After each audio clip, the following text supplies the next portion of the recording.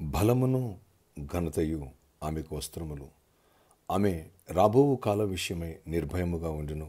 జ్ఞానము కలిగి తన నోరు తెరుచును. కృపకర ఉపదేశము ఆమె బోధించును. ఆమె తన ఇంటి వారి నడతలను బావుగా కనిపెట్టును. పని చేయకుండా ఆమె భోజనము చేయదు.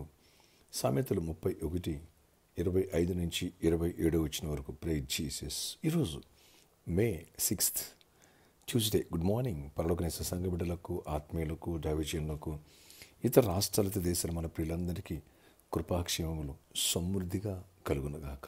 ఆమేన్. ఫ్యామిలీ ఓరియంటెడ్ టాపిక్స్ ప్రభు ఇస్తున్నారు. దానికి సంబంధించింది ఈ మాట.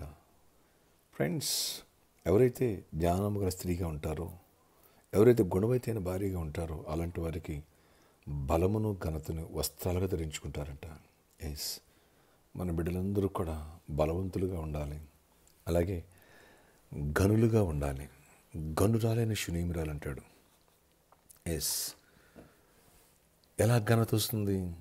వారి క్యారెక్టర్ని బట్టి, వారి విశ్వాస జీవితాన్ని బట్టి, వారి విధేయతను బట్టి.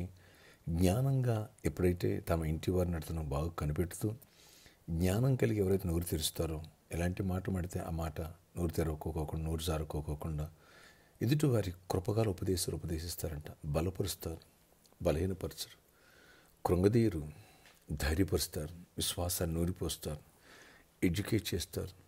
ఇంటి వారి యొక్క బలాలు బలహీనతలను తెలుసుకుంటారు, బలహీనతకు ముందేస్తారు.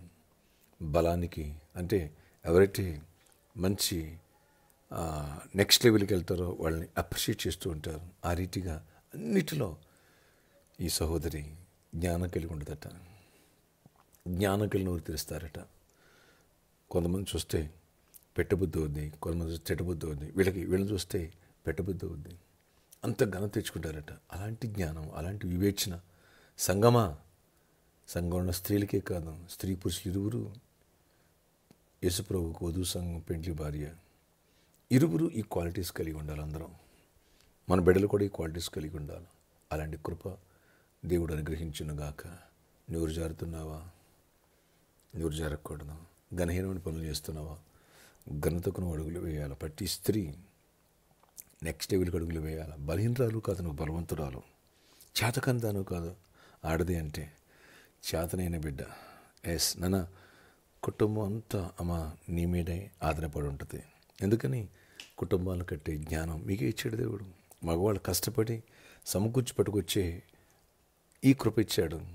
కుటుంబాలను కట్టి దాన్ని చక్కగా ఎలా అల్లాలి, ఎలా ద్రాక్ష వల్లిలా అల్లుకుపోవాలి, ఈ జ్ఞానం ఇచ్చాడు. బిడ్డల్ని ఎలా కనిపెట్టాలి, ఎలా అప్రిషియేట్ చేయాలి, బలహీనత ఉండి ఎలాగ వందేసి ఎలా ముందుకు నడిపించాలి, వీటన్నిటి విషయాల్లో ఆ కృప ఇచ్చాడు. మన చెల్లెళ్ళు, తల్లులందరూ కూడా ఇటు కృప పొందుదురుగాక. ప్రార్థనాచర్య ఇక్కడ ఈరోజు నీ వాక్యాన్ని బట్టి, నీ మాటలను బట్టి ముద్ర వేయండి. చీకటి తొలగించండి, దృష్టిని మీరు బంధించండి. బలమును ఘనత ఆమెకు వస్త్రం రాను. అవునాయన, మా బిడ్డలందరూ కూడా బలాన్ని ఘనతను వస్త్రంగా ధరించుకోవాలి. రాబో కాల విషయమై నిర్భయముగా. ఎందుకని?